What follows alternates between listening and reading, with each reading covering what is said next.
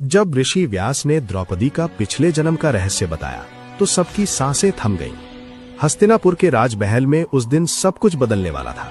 अर्जुन ने स्वयंवर में असंभव लक्ष्य भेद कर द्रौपदी को जीता और गर्व से उन्हें अपने घर लाए। जैसे ही पांडवों ने दरवाजे पर पहुंचकर माता कुंती से कहा, माँ देखो हम क्या लाए हैं, बिना देखे ही कुंती बोल उठी, जो भी लाए हो पांचों भाई मिलकर बांट लो। ये शब्द सुनते ही सब स्तब्ध रह गए। क्या एक स्त्री को 5 पति मिल सकते थे? धर्म, समाज और मर्यादा सब सवालों में घिर गए। तभी ऋषि व्यास प्रकट हुए और द्रौपदी के पिछले जन्म का ऐसा रहस्य बताने लगे जिसे सुनकर स्वयं द्रौपदी भी कांप उठी।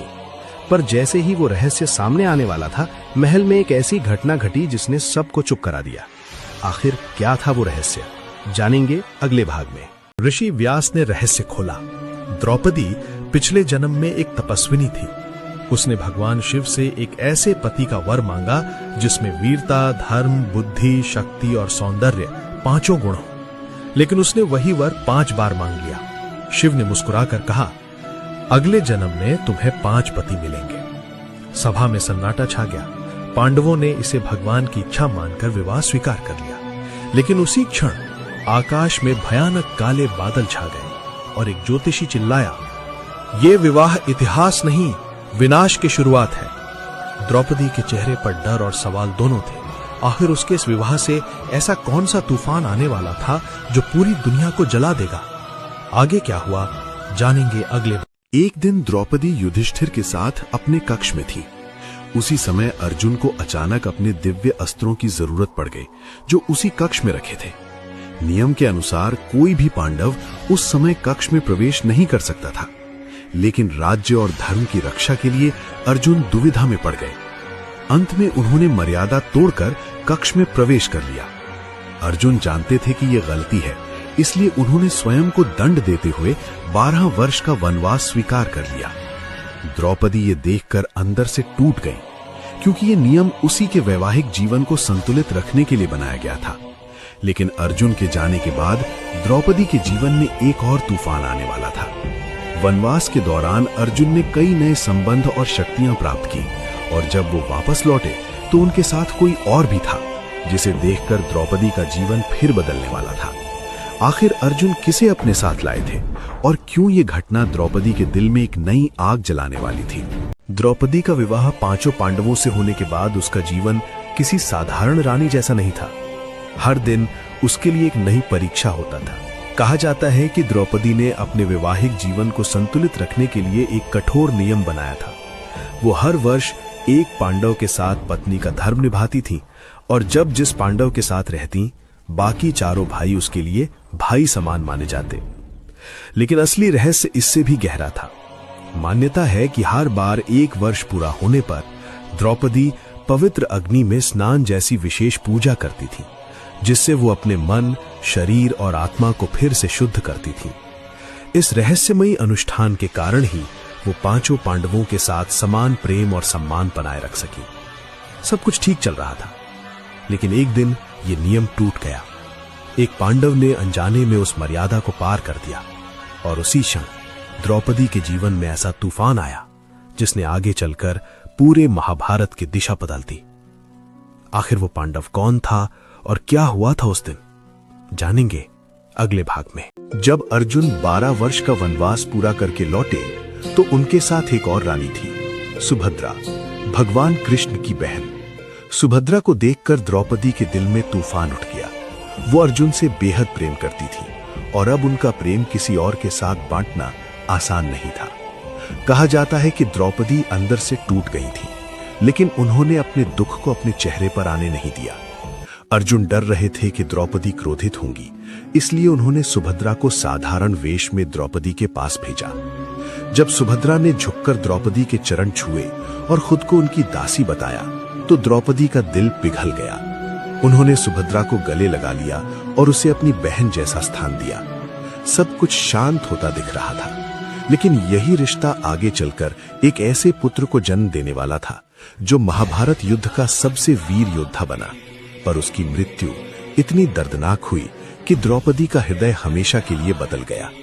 आखिर वो वीर पुत्र कौन था और उसकी मृत्यु ने द्रौपदी को किस भयानक निर्णय तक पहुंचा दिया, जानेंगे अगले भाग में। समय बीता और सुभद्रा के गर्भ से एक तेजस्वी पुत्र का जन्म हुआ, अभिमन्यु। वो बचपन से ही असाधारण वीर था। कहते हैं कि उसने अपनी मां के गर्भ में ही चक्रव्यूह तोड़ने की कला सुन ली थी। द्रौपदी उसे अपने बेटे जैसा प्यार करती थी और उसे देखकर गर्व महसूस करती थी। लेकिन महाभारत युद्ध के दौरान एक दिन ऐसा आया जिसने सब कुछ बदल दिया। जब पांडवों की सेना चक्रव्यूह में फंस गई, तब युवा अभिमन्यु ने उसे तोड़ने का साहस किया। वो वीरता से लड़ता रहा, लेकिन कौरवों ने मिलकर नियम तोड़ दिए और अकेले अभिमन्यु पर हमला कर दिया। अंत में वो वीर गति को प्राप्त हुआ। ये समाचार सुनकर द्रौपदी का हृदय क्रोध और शोक से भर उठा। उनकी आंखों में आंसू नहीं, बल्कि बदले की ज्वाला जल रही थी। उसी क्षण उन्होंने ऐसा संकल्प लिया जिसने पूरे युद्ध की दिशा बदल दी। लेकिन द्रौपदी का यह संकल्प केवल कौरवों के लिए ही नहीं था, ये किसी अपने के लिए भी विनाश का कारण बनने वाला था। आखिर द्रौपदी ने अभिमन्यु की मृत्यु की खबर सुनते ही द्रौपदी शोक में डूब गई, लेकिन उनके आंसू जल्द ही क्रोध में बदल गए। उन्होंने प्रतिज्ञा की कि अभिमन्यु की मृत्यु का बदला जरूर लिया जाएगा, चाहे इसके लिए पूरा युद्ध ही क्यों न भड़क उठे। द्रौपदी ने पांडवों को याद दिलाया कि कौरवों ने पहले उनका अपमान किया था और अब उनके पुत्र समान अभिमन्यु को भी छल से मार दिया। द्रौपदी के शब्दों ने पांडवों के दिल में आग जला दी। विशेष रूप से अर्जुन ने कसम खाई कि वो अभिमन्यु की मृत्यु का बदला लेकर रहेंगे। अगले दिन युद्ध भूमि में अर्जुन का रूप इतना भयानक था कि कौरव सेना कांप उठी। लेकिन बदले की ये आग केवल दुश्मनों को ही नहीं, पांडवों को भी अंदर से जलाने लगी थी। युद्ध खत्म होने के बाद जब सब शांत हुआ, तब द्रौपदी को लगा कि बदला लेने से भी उसका दुख खत्म नहीं हुआ, बल्कि उसके जीवन में एक और भयानक घटना होने वाली थी। ऐसी घटना जो उसे फिर से शून्य कर देने वाली थी। आखिर युद्ध के बाद द्रौपदी के साथ क्या हुआ, जानेंगे अगले भाग में। महाभारत युद्ध समाप्त हो चुका था, कौरवों का अंत हो गया, लेकिन द्रौपदी का दर्द खत्म नहीं हुआ था। वो सोच रही थी कि अब सब ठीक हो जाएगा, लेकिन नियति ने उनके लिए एक और आघात छुपा कर रखा था। एक रात जब पांडव और उनकी सेना विश्राम कर रहे थे, तभी अश्वत्थामा क्रोध और बदले की आग में पागल होकर पांडव शिविर में घुस आया। उसने सोते हुए द्रौपदी के 5 पुत्रों उप पांडवों को निर्दयता से मार डाला। सुबह जब द्रौपदी को यह खबर मिली तो उनका संसार उजड़ गया। वो विलाप करने लगी और पांडवों से न्याय की गुहार लगाने लगी। अर्जुन ने अश्वत्थामा को पकड़ लिया और उसे द्रौपदी के सामने लाकर खड़ा कर दिया। अब सबको लगा कि द्रौपदी उसे मृत्यु दंड देने का आदेश देंगी, लेकिन उसी क्षण द्रौपदी ने ऐसा निर्णय लिया जिसने सभी को स्तब्ध कर दिया। आखिर द्रौपदी ने अपने बच्चों के हत्यारे के साथ क्या किया, जानेंगे अगले भाग में। अश्वत्थामा को अपने सामने बंधा देखकर द्रौपदी का हृदय क्रोध और दुख से भर गया। सामने वही व्यक्ति खड़ा था जिसने उनके 5 पुत्रों की निर्दय हत्या कर दी थी। भीम और अर्जुन उसे तुरंत मार देना चाहते थे। पूरा दरबार यही उम्मीद कर रहा था कि द्रौपदी बदले की आग में उसे मृत्यु दंड देने का आदेश देंगी। लेकिन तभी द्रौपदी की आंखों में आंसू आ गए। उन्होंने कहा, मैं अपने पुत्रों का दर्द जानती हूं, लेकिन अश्वत्थामा भी किसी मां का पुत्र है। अगर इसे मार दिया गया तो उसकी मां भी मेरी तरह जीवन भर रोएगी। द्रौपदी की ये करुणा देखकर सब स्तब्ध रह गए। उन्होंने अश्वत्थामा को मृत्यु दंड देने से मना कर दिया। तब श्री कृष्ण ने एक अलग दंड सुझाया।